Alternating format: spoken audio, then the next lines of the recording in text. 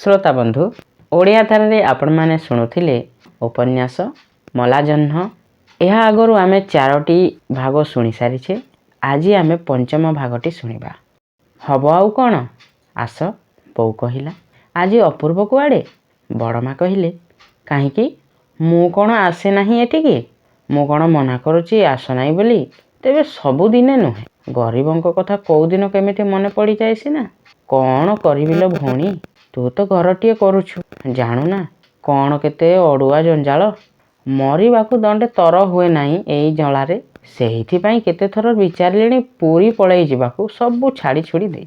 बो कहला ता तो तमर एणिकी खोजा तेबे घर थ करि देई तो फेर कुआड़े गोड़ काढ़िबो निशिकी बाहा करिबो बहुटाए पुणी घर को आनिबो।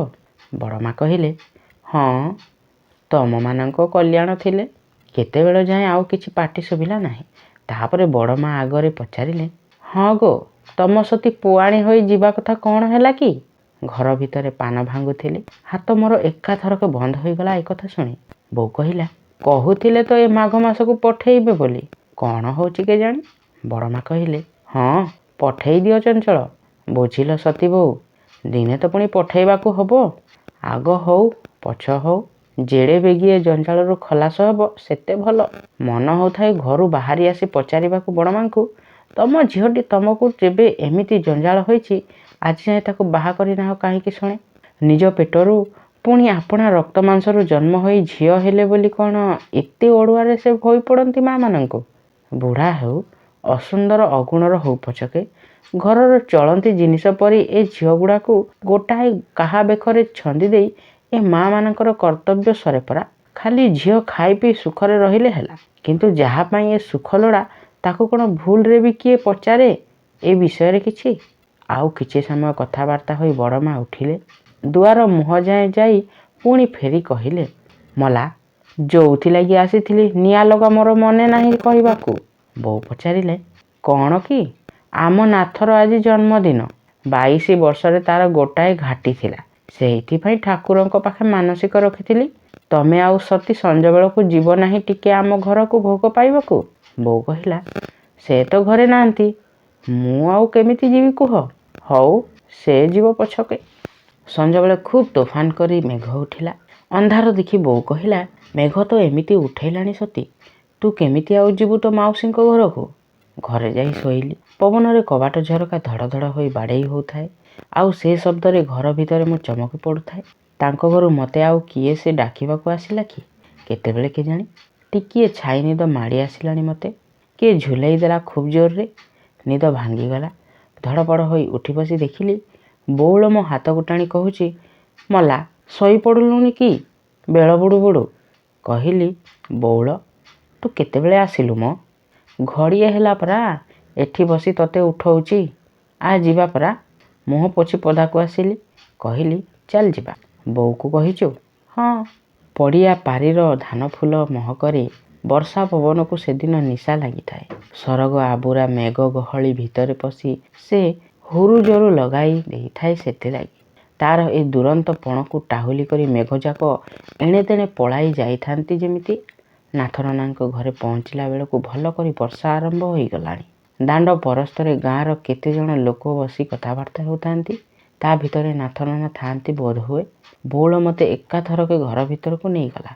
भितर घरे बड़मा बसी रंधाबड़ा करुथिले मते देखी पचारिले बापा आसिलेणी लो तोर। कहली ना। बो कौन करुथिला बसीथिला अनेक गुड़ाए अटा जंता होई थुआ होई थाए सेठी आमे दिहे जाई पिठा घड़ी बसिलु। बौलर कौन जमा मन थय हो नाई थाए कि गोटाए जगारे बसी दंडे छाड़ी दांड आड़े घेराई बुली आसु थाए जाई। मोठों 4 वर्षर सान हब सी किंतु ता बयस रे गाँ रे एते लोकों सांगरे मोर भी चिन्हा होई नथिबे। पिठा घड़ा सरी आसीथिला प्राय। बड़मा से आड़कू चाही नेत बो खुड़ी की कहले देखिलाणी गो दंड करे केते पिठा गढ़ी थोई देलाणी झियोटा या ना सिना काम आम निशी होई परा कोठी जाई घोड़ा परी बुलुची। तापरे मते जाई कहले सेतिकी थाउ माटा परा निया पाखरे बसी बसी केते झाल बोहिलाणी जा टिके थंडारे बुलिया जा मो राणटी। बड़मांको घरे सेदिन खियापिया सरिला बेलକୁ राति अनेक होई जाइथिला।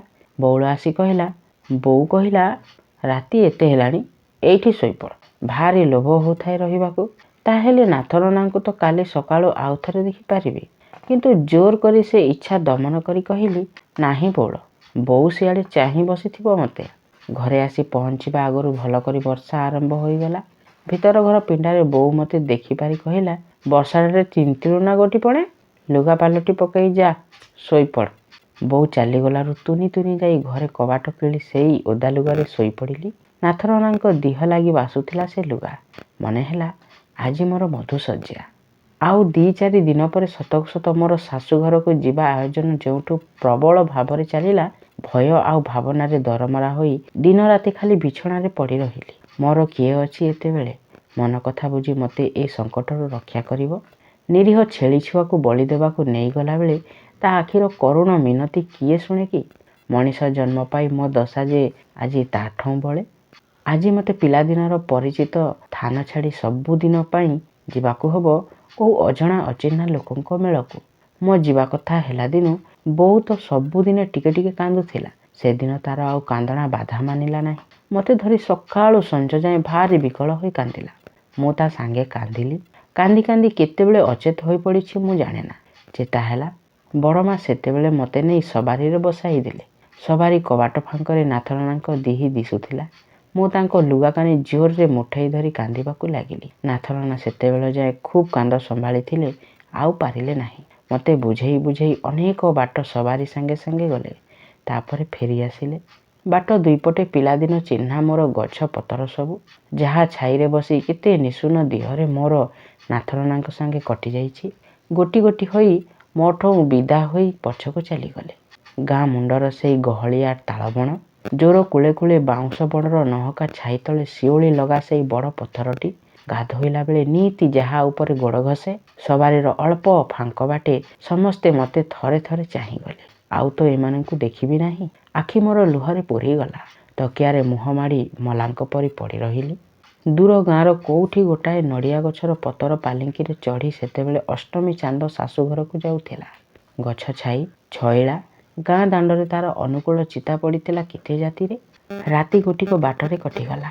ତହିଁ ଆର ଦିନ ସକାଳେ ମୋତେ କେତେ ଜଣ ମାଇପେ ଧରାଧରି କରି ନେଇ ଗୋଟାଏ ବେଦୀରେ ବସାଇଲେ। ଲୋକ ଗହଳି ଆଉ ଗରମରେ ମୋର ନିଶ୍ୱାସ ବନ୍ଦ ହୋଇଗଲା ପରି ଜଣାଯାଉଥିଲା। ସ୍ୱାମୀ ଠିକ୍ ମୋ ପାଖରେ ବସିଥାନ୍ତି, ଦିହକୁ ଦିହ ଲଗାଲଗି ହୋଇ ଗୋଟାଏ ମସିଣା ଉପରେ। ଏତେ କଷ୍ଟରେ ସୁଦ୍ଧା ଭାରି ମନ ହେଉଥାଏ ତାଙ୍କ ମୁହଁ ଟିକେ ଦେଖିବାକୁ। ଓଢ଼ଣା ଭିତରେ ବହୁ କଷ୍ଟରେ ମୁହଁକୁ ଟିକେ ଟେକି ତାଙ୍କୁ ଦେଖିଲି। ହାୟ ଭଗବାନ, ନ ଦେଖିଲେ ବୋଧହୁଏ ଭଲ ହୋଇଥାନ୍ତା। ସେ ରୂପ ପୋଡ଼ା କାଠ ପରି ରଙ୍ଗ। ସେଥିରେ ମୁହଁଯାକ ବସନ୍ତର ଦାଗ ଯେମିତି ଛିଇଁ ହୋଇଯାଇଛି। ଏଇ ମୁହଁ ଲାବଣ୍ୟର ଲେଶ ଯାହାକୁ ଛୁଇଁ ନାହିଁ, ଏଇଆକୁ ଚାହିଁ ମୋତେ ଦୁନିଆର ସବୁ ସୌନ୍ଦର୍ଯ୍ୟ ପାସୋରିବାକୁ ପଡ଼ିବ। ତରୁଣ ଜୀବନ ଶତ 5 ମନ ଏଇଠି ସାର୍ଥକ ହେବ ତ? ଆଖି ଆଗରେ ମୋର ସବୁ ଅନ୍ଧାର ଦିଶିଲା। ତଳକୁ ମୁଣ୍ଡ ପୋତି କୌଣସି ମତେ ବସି ରହିଲି ଭଣ୍ଡାଉଣି ହାତ ଉପରେ ଆଉଜି, ନଇଲେ ବୋଧହୁଏ ପଡ଼ିଯାଇଥାନ୍ତି।